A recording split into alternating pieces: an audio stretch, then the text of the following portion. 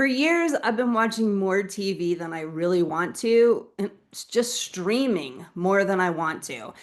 And I love to read. And as a writer, I could argue that I actually need to read more. But at the end of the day, I just plop down with my iPad. It's been driving me crazy for years. And yet, have I changed it? Not really, not with any kind of consistency. So I'm outing myself to you today because this is a major boundary issue. So the Libra New Moon is tomorrow, and it's perfect timing to talk about boundaries because Libra's shadow side is being boundaryless, right? Always trying to be the peacemaker, putting harmony above its personal needs, abandoning itself to make sure everyone else is okay.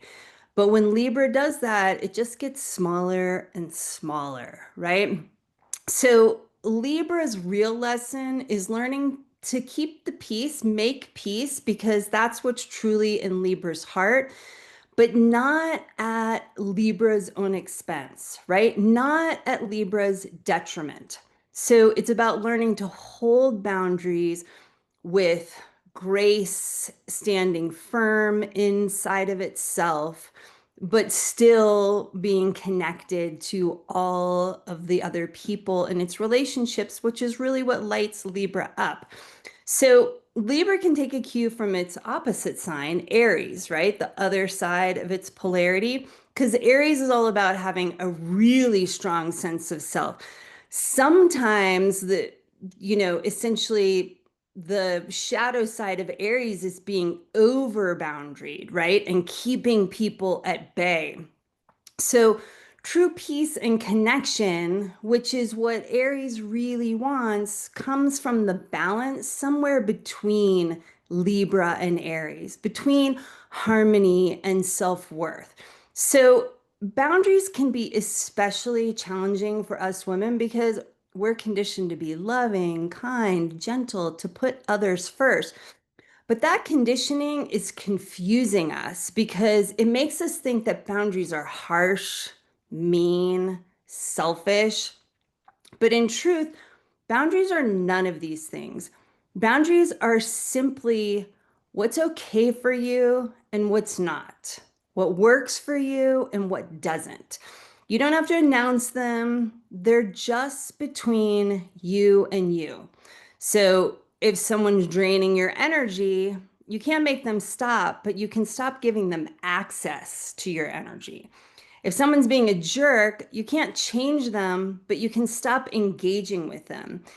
Boundaries are your responsibility, no one else's, just period. That can be a lot easier said than done, but it is the truth. So, I'm Sheridan, your AstroLife Coach. I help women discover what their boundaries are and how to actually hold them. Boundaries become the foundation for living the life you truly want. So, last week I thought, okay, Sheridan, you're a life coach. How would you coach yourself through this maddening TV habit?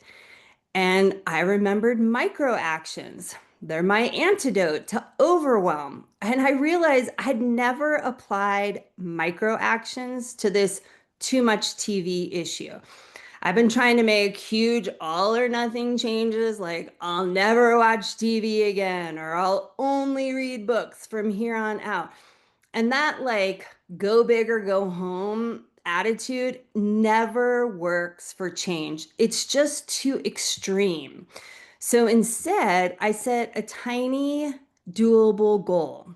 Once a week, I'll just watch 1 hour of TV with the timers so I can't cheat, and then I'll read. And guess what? Since I set that micro action for myself that feels like almost too easy to do, I've done it every single day this week, right? By lowering the pressure on myself, I actually created the success I've wanted. And I've read more this week than I have in years. And that's the beauty of boundaries. They give you structure so we can thrive, right? They're not restricting, they're not selfish. They're just us taking care of ourselves and meeting our own needs the way that we need to so we can create the lives that we want to be living. If you're ready to explore your boundaries and want guidance, check out one-on-one AstroLife coaching with me. We can uncover what's working, what's not, and help you build the structure to support real change. If you're curious about working with me privately, I offer free introductory coaching sessions to see if we're a good fit to work together. Or if you love the energy of a community, check out my Moon Sister Circle. We meet twice a month to grow, share, and change our lives together. All the details for both are on my website at sheridansemple.com. Thanks so much for watching. Reply, comment, subscribe, like wherever you're watching this if you feel so inspired and want more, and for doing this sacred work with me.